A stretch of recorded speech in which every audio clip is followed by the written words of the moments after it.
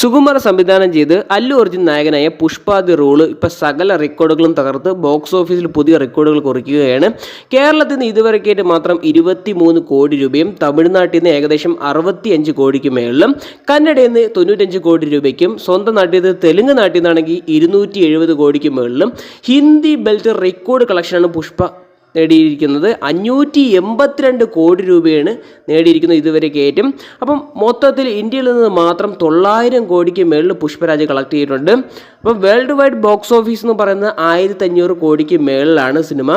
അപ്പോൾ സിനിമ കണ്ട നിങ്ങളുടെ വ്യക്തിപരമായിട്ടുള്ള അഭിപ്രായങ്ങൾ പറയുക. ഇങ്ങനെ സകലകാല റെക്കോർഡുകളെല്ലാം പൊളിച്ച് കാറ്റിപ്പറത്തിക്കൊണ്ട് പോവുകയാണ് പുഷ്പരാജ്.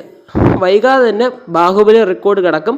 ഇനി ദംഗലിൻ്റെ റെക്കോർഡാണ് എല്ലാവരും നോക്കുന്നത്. സിനിമ ഇനി ക്രിസ്മസ് ഇതൊക്കെ വരുന്നതുകൊണ്ട് ദംഗലിൻ്റെ റെക്കോർഡിൻ്റെ കാര്യത്തിലും ഏകദേശം തീരുമാനമാകുമെന്ന് പ്രതീക്ഷിക്കാം. വീഡിയോ ഇഷ്ടപ്പെട്ട like and share and subscribe.